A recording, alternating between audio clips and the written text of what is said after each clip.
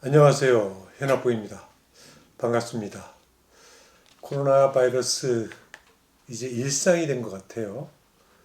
여러분들 잘 극복하고 계시라고 생각하고요. 그래서 오늘은 이 코로나 바이러스 이것 때문에 고통을 받고 있는 우리 현장들, 기업들 혹시 계약 해지가 가능한 곳인지에 대해서 좀 알아보려고 합니다. 여러분들 현장들은 굉장히 다양한 계약 조건을 갖고 있고 계약 조건 내용이 서로 다 다를 것이기 때문에 여러분들 각각의 현장에 대해서 제가 말씀드릴 수는 없고 표준 계약 조건인 피디 계약 조건에 규정된 내용을 가지고 여러분들에게 설명을 드리려고 합니다. 그러니까 피디 계약 조건을 사용하고 있는 경우에 제가 이야기하는 것이 맞을 수 있을 텐데 만약 여러분들이 다른 계약 조건들을 사용하고 있다고 하면 그건 다시 한번 살펴보셔야 돼요. 다르게 규정될 수 있기 때문입니다. 그 피디 계약 조건은 19.6조의 불가항력으로 인한 계약 해지를 쓰고 있는데요. 이 계약 해지가 가능하려 그러면 몇 가지 조건을 충족시켜야 합니다. 첫 번째는 전체 공사. 이 전체 공사라고 하게 되면 완벽하게 전체 공사를 다 의미하느냐 이건 아니고요. substantially라고 하는 표현을 썼어요. 그러니까 실질적으로 이거는 전체 공사라고 이야기할 수 있는 그렇게 인식할 수 있는 그런 전체 공사가 84일간 진행되지 못했어야 합니다. 84일간. 그러면 이제 계약 해지를 할 수 있고요.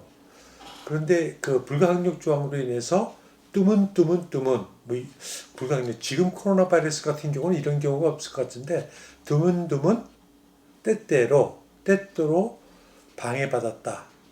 전체 공사의 이행을 방해받았다. 그러면 그 발생된 그런 기간들의 총합이 140일을 넘게 되면 계약 해지를 할 수 있다라고 하는 겁니다. 계약 해지를 하려 그러면 통지를 해야 돼요. 이 불가항력은 발주자도 그렇고 시공자, 양 계약 당사자에게 전부 기회를 주거든요. 계약 해지할 수 있는. 그러니까 계약 해지해야겠다. 이제 고통스럽다라고 하게 되면 통지를 하면 됩니다. 그러면 통지한 날로부터 7일 이후에 계약 해지의 효력이 발생하도록 이렇게 하고 있어요. 이제 그게 이제 두 번째 조건입니다. 통지를 해야 된다는 겁니다. 시공자가 되었건 발주자가 되었건 통지를 해야 된다. 그런데 이 통지의 전제 조건은 불가항력이 발생하면 그 불가항력이 발생했다라고 하는 사실을 통지를 하도록 이렇게 하고 있거든요. 그 통지는 14일 이내에 하도록 되어 있어요. 14일 이내에 하도록 되어 있는데 이 14일 이내에 하도록 되어 있는 불가항력이 발생했다라고 하는 그런 통지, 이 통지가 계약 해지의 전제가 된다. 이렇게 여러분들이 이해를 하셔야 됩니다. 그러니까 통지가 두 개가 필요하죠. 처음 것은 이 불가항력이 발생했어요. 라고 알리는 통지. 이 통지가 필요하고요. 그 다음에는 나는 계약 해지를 할래요. 라고 하는 통지.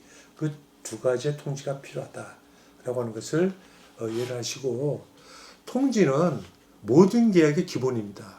그러니까 통지를 해야 한다라고 써져 있으면 반드시 이행을 해야 권리를 행사하는데 불이익을 당하지 않을 수 있다. 이 불가항력으로 계약 해지가 되면 시공자에게 어떤 권리가 발생하느냐? 보상에 대한 권리가 발생합니다. 계약 해지가 됐으니까 이제 공견장 이런 건 필요 없는 거죠. 보상에 대한 권리가 발생하는데 이 보상 권리는 19.6조항에 규정되어 있어요.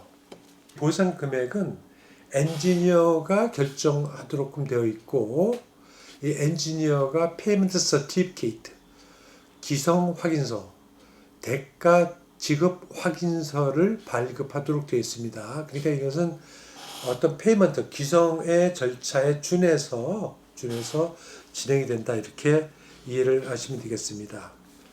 그런 보상 항목들은 어떤 것이 되느냐라고 하게 되면 시공된 부분에 대한 대가. 이게 당연하겠죠. 그것이 첫 번째 항목이고요. 두 번째는 뭐냐면 플랜트나 머티리얼, 그 공사를 위해서 필요한 현장에 반입된 본공사 목적물의 일부를 구성해야 됩니다. 본공사 목적물의 일부를 구성하는 설비 또는 자재에 대한 것. 그러니까 이런 것들에 대한 보상 받으려면 어떻게 되겠어요? 그 리스트가 정리가 되어야겠죠. 그 다음에는 현장에 발입된 것뿐만 아니라 반입될 예정인 거. 예를 들면 제작을 해외에서 하고 있어요. 근데 아직 안 들어왔어요. 그럼 계약 해지가 되면 제작을 하고 있는 것들 이제 쓸모가 없어지잖아요. 그러니까 그런 것들에 대한 보상도 가능하다. 이렇게 이해를 하시면 되겠습니다. 그 다음에 공사의 완공을 위해서 합리적으로 지출된 비용들, 이런 것들도 보상될 수 있다. 그 다음에는 이제 철거 비용이에요. 철수 비용. 시공자 장비나 가설공사를 철수하는 그런 비용들도 보상의 항목에 포함된다. 근데 이건 여러분들이 좀 협상을 좀 해야 될 것 같은데, 가설공사 같은 경우는 이거는 해외 현장 같은 경우에 그것을 다시 싸고 준비하고 배태워서 보내고 또 다른 현장으로 전용하고 굉장히 돈이 많이 들어가거든요. 상당히 엄청난 비용이 들어가는 거기 때문에 차라리 이런 경우는 이 피디 계약 조건인 경우에는 가설공사에 대해서 처구에 가라 이렇게 하고 있지만, 협상을 해서 발주자에게 넘길 수 있는 것들은 넘기는 것이 어떤가라고 하는 것이 제 생각입니다. 이건 계약 조건에 의하면 시공자가 가져가야 되지만 실제적인 어떤 그러한 그 손익 이걸 판단해 보면 차라리 발주자에게 그냥 넘겨주고 오든지 아니면 일정 대가를 받고 가져오든지 이런 협상을 하는 것이 어떤가 하는 생각을 하고 있습니다.